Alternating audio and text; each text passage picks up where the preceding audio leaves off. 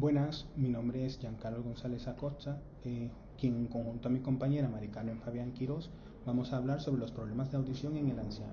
Ambos somos residentes del área de ESTEPA, área de gestión sanitaria de Osuna. Anatomía del oído. El oído comprende el conjunto de órganos vestibulares y cocleares, los órganos relacionados con el equilibrio y la audición. El oído está alojado en el hueso temporal y se divide en tres partes. El oído externo, que se encarga de captar, transmitir y amplificar las ondas sonoras hacia la membrana timpánica, pabellón auricular y conducto auditivo externo. El oído medio, que intensifica la señal sonora y la transmite al oído interno, caja timpánica y cadena osicular, mastoides y trompas de Eustaquio. Y el oído interno, que es el encargado de la audición y del equilibrio, laberinto óseo y membranoso. Dentro de los tipos de pérdida de audición tenemos los de transmisión o conducción. Este se produce por dificultad para la transmisión normal del sonido a nivel del conducto auditivo externo. La neurosensorial, que se produce por una alteración de la cóclea, el nervio auditivo o las vías neuronales, y luego está la mixta, en la cual existe una combinación de ambos factores. Vamos a iniciar con la introducción. En este caso, el impacto social de las patologías de carácter auditivo en el paciente anciano. Como todos sabemos, la presbiacusia es la pérdida de audición que ocurre con el envejecimiento.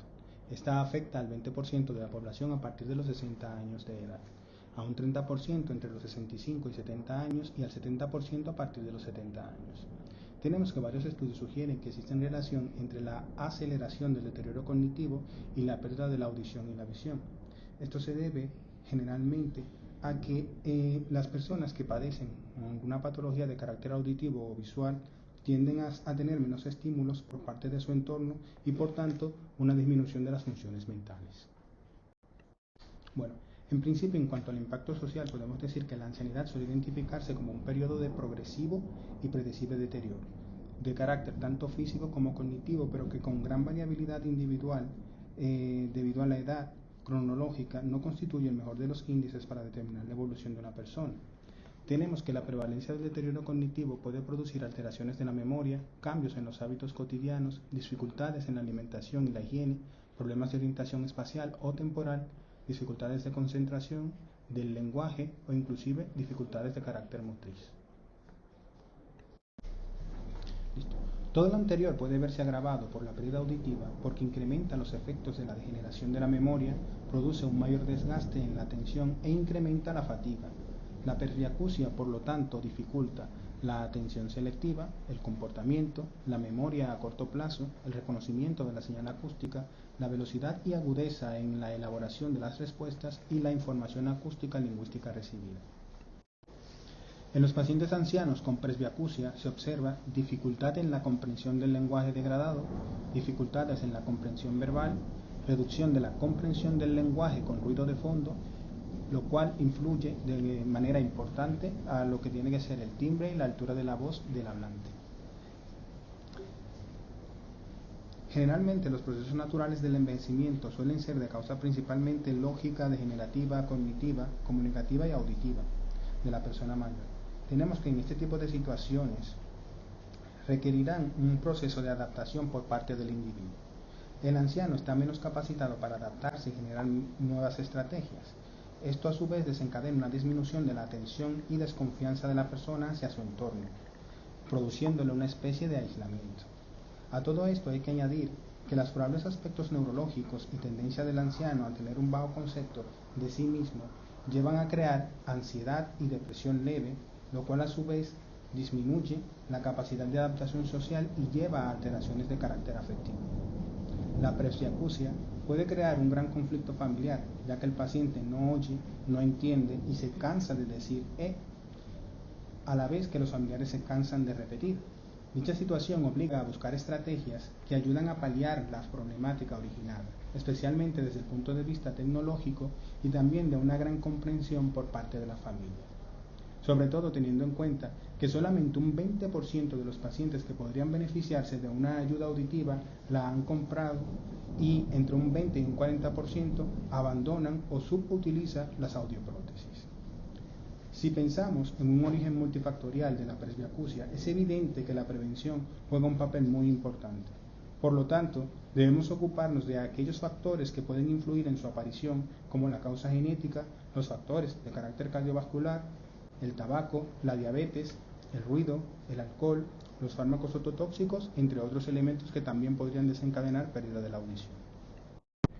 Dentro de las causas de la presbiacusia, tenemos que las mismas poseen un origen multifactorial. Entre estas se encuentran los factores relacionados con la edad, los factores genéticos, los factores ototóxicos y de exposición al ruido, así también como los factores hormonales.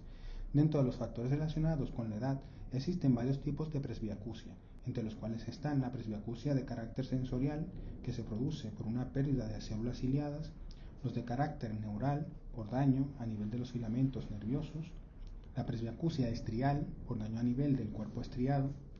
Tenemos también la presbiacusia mecánica, que se produce por daño a nivel del conducto coclear, la presbiacusia mixta, que se caracteriza por cambios que pueden ser tanto de carácter nervioso como a nivel transmisivo, y por último tenemos la indeterminada, en la cual se desconoce la causa o razón que la produce. Dentro de los factores genéticos tenemos que generalmente se deben a la expresión del ADN mitocondrial y también puede verse influida por el estrés oxidativo. Los factores ototóxicos tenemos que dentro de esta entran el conjunto de fármacos tales como los diuréticos de asa, los aminoglucósidos y ciertos agentes quimioterápicos que podrían producir daño a nivel del tímpano o del nervio coclear. Tenemos los factores de exposición al ruido, los cuales pueden producir traumas con la consiguiente pérdida de neuronas y desencadenando de esta manera una pérdida de la agudeza auditiva. Y por último, los factores de carácter hormonal, que desempeñan un papel muy importante principalmente por influencia de los glucocorticoides, las hormonas sexuales y la señalización del glutamato. En cuanto a los síntomas, tenemos que en muchas ocasiones las personas que sufren dicha pérdida auditiva no piden ayuda y el papel de los familiares se vuelve fundamental para detectar el problema de las fases iniciales. Generalmente los síntomas son que oye pero no entiende. Los primeros síntomas que los pacientes empiezan a notar es que oyen pero no entienden las palabras, y esto pasa porque la pérdida de audición no afecta a todos los sonidos a la vez. Se pierden primero los sonidos agudos pero no los graves. Un ambiente ruidoso, la situación de no entender la conversación, se agrava cuando hay ruidos alrededor y cuando hay varios interlocutores en la misma conversación. Acúfenos o tinnitus. Los problemas descritos pueden coexistir con la aparición de ruidos o zumbidos en los oídos, que además de ser molestos, interfieren y dificultan aún más la audición. La televisión. Es muy habitual que las personas mayores empiecen a no entender lo que se dice en televisión o pongan el volumen muy alto de la misma. Oír la puerta y el teléfono, lo cual generalmente no suelen hacerlo, y esto se debe a que principalmente tienen problemas con la detección del tono más que con la conversación en sí, lo cual ocurre también con el timbre de la puerta. Conversaciones, no entienden cuando les hablan en voz baja y a menudo hacen repetir las cosas varias veces y necesitan que se le hable un poco más despacio. Conversaciones a distancia, de habitación a habitación o a distancia, en la cual generalmente tienden a no responder. Y ruidos externos en los cuales las situaciones en las que hay poco o más nivel de ruido, tráfico, televisión, ruidos de la calle, tienen más dificultad y ante la duda y la inseguridad de saber lo que han dicho los demás, no participan en la conversación. En cuanto a la prevención de la presbiacusia, tenemos que se recomienda no exponerse al ruido. Lo más dañino para el oído es someterse de forma prolongada a ruidos fuertes. Hay que intentar evitar los auriculares en la medida de lo posible y limitar su volumen. Evitar algunos medicamentos tales como antibióticos, diuréticos, antipiréticos que pueden tener efectos sobre las células del oído, y hay que tomar solo bajo prescripción médica, sin automedicarse e informarse de posibles inferencias con otros medicamentos. El no fumar, el humo del tabaco y también el monóxido de carbono de la contaminación pueden producir daño a nivel de las células del oído. El comer de manera saludable. La pérdida auditiva se relaciona también con la enfermedad cardíaca, la tensión arterial alta, las alteraciones de la glándula tiroidea y la diabetes. Por último, tenemos que el hacer ejercicio o alguna actividad física podría también reducir la aparición de daño a nivel coclear.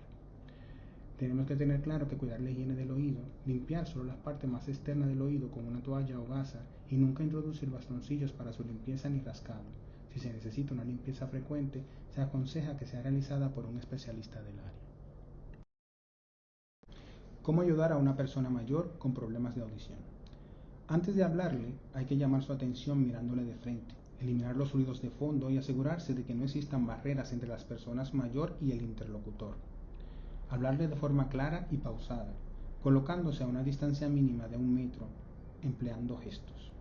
Eliminar obstáculos como el cigarrillo o la comida mientras se comunica, el repetir con calma las frases que la persona mayor no haya entendido bien y por último tenemos pedir al anciano que repita las frases que escuchó.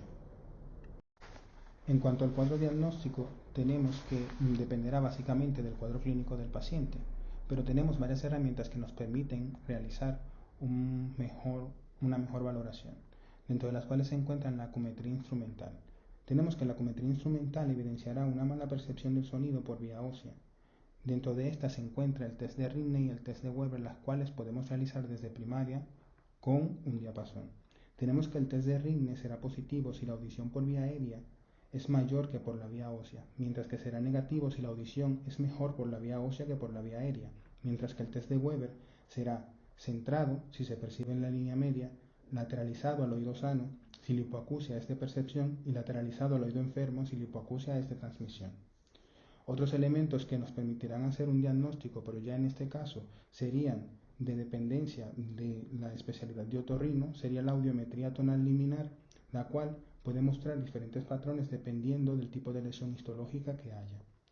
Otra prueba que también es muy importante es la logoaudiometría, en la cual puede observarse una grave imposibilidad para entender lo que se dice, pero se puede escuchar las tonalidades de voz.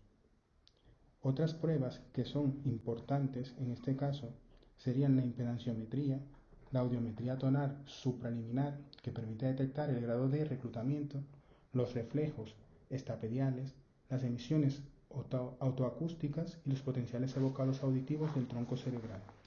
El laboratorio también es de gran importancia, principalmente un hemograma, una bioquímica y las pruebas de iones, que permitirán orientar el diagnóstico clínico. Tipos de pérdida de audición según valores audiométricos. Según los valores audiométricos, la pérdida de audición puede ser leve, en cuyo caso el umbral de audición está situado entre el 20 y 40 decibelios. Moderada, cuando el umbral de audición está entre los 41 y 71 decibelios. La pérdida severa, que se encuentra entre 71 y 90 decibelios, en cuyo caso la amplificación es imprescindible para que sea posible la comunicación con el paciente. Tenemos que también se encuentran las pérdidas profundas, en las cuales la pérdida está entre 91 y 120 decibelios y en cuyos casos también es imprescindible la adaptación protésica. Y por último tenemos la cofosis, que es cuando en este caso los decibelios están por encima de 120. Generalmente en estos casos el audífono podría ser un complemento, por ejemplo, a un implante coclear en el oído afecto. Bueno, en cuanto al diagnóstico diferencial, tenemos que la hipoacusia puede ser tanto neurosensorial como de conducción. Dentro de la hipoacusia neurosensorial tenemos la exposición al ruido, las infecciones, la enfermedad de Meniere, los traumas, enfermedades autoinmunes, las fístulas perilinfáticas, pérdida auditiva o hereditaria, la autoesclerosis, entre otras. Mientras que la hipoacusia de conducción se encuentran la impactación de cerumen, un cuerpo extraño, una obstrucción tumoral, una infección, perforación, otosclerosis o inclusive un colesteatoma. Hay que destacar que la presbiacusia es un diagnóstico de exclusión. El tratamiento dependerá generalmente del tipo de patología establecida, lo cual puede realizarse con vitaminas A, E o B, vasodilatadores, calcio antagonistas, pero tenemos que tener claro que los audífonos son los que brindarán mayor calidad de vida al paciente. En cuanto a los tipos de audioprótesis externas, tenemos que se clasificarán según la vía de conducción. Los audífonos de conducción por vía aérea están diseñados para convertir la energía eléctrica amplificada en energía acústica directamente en el conducto auditivo externo. La mayoría de los audífonos son de este tipo. Mientras que los audífonos de conducción por vía ósea son aquellos que convierten la energía eléctrica amplificada en vibración mecánica, que a través de los huesos del cráneo estimulan directamente el oído interno. En cuanto a la rehabilitación auditiva, tenemos que la rehabilitación auditiva es un proceso que posibilita el uso adecuado de cualquier dispositivo, equipo, procedimiento, orientación o interacción, o terapia que minimice las consecuencias comunicativas y psicosociales de la pérdida auditiva. Tenemos que en el proceso de la rehabilitación También es posible realizar un entrenamiento auditivo con el objetivo de suplir las disminuciones de la sensibilidad auditiva y las posibles dificultades en la comprensión del habla. Durante este proceso es necesario el estímulo del profesional especializado, de la familia y la motivación del propio individuo con la aplicación de estrategias que permitan una mejor comunicación, como por ejemplo la lectura de labios para hacer de la rehabilitación un proceso completo, que extrapole tanto la colocación de una prótesis auditiva con la capacidad de interpretación del individuo afecto.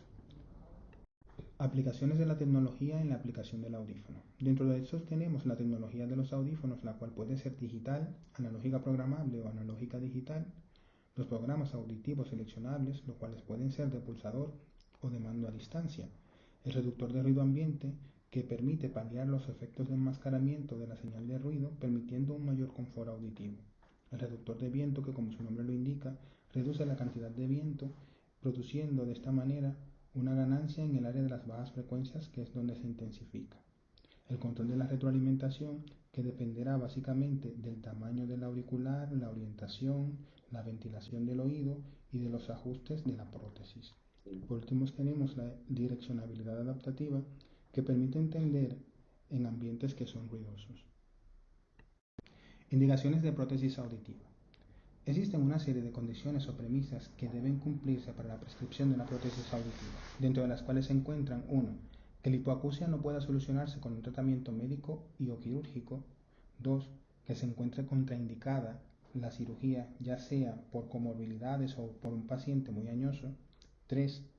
Debe excluirse la existencia de una patología de carácter grave, en este caso un neurinoma del acústico. 4. Que la hipoacusia faculte o proporcione una pérdida de la interacción social. Y por último, los criterios audiométricos, que dependerán de la naturaleza y del grado de la hipoacusia. En cuanto a la adaptación, tenemos que el profesional que realiza la misma es el audioprotesista titulado. Este es un proceso que se inicia con la otoscopia y la realización de las pruebas audiológicas habituales, para que de esta manera se pueda orientar el tipo de adaptación recomendada. En cuanto a los cuidados de la audioprótesis, tenemos que es una pieza cuyo cuidado debe extremar el paciente, procurando mantenerlo siempre limpio, sin cera y bien seco, y renovarlo cuando sea necesario o éste se deteriore. En cuanto a la colocación del CAE, también es importante, ya que el cálculo de la ganancia del audífono permite determinar cuánta amplificación necesita cada paciente en función de su pérdida auditiva y nos permite especificar las características electroacústicas de la prótesis. ¿Cuándo derivar al otorrino?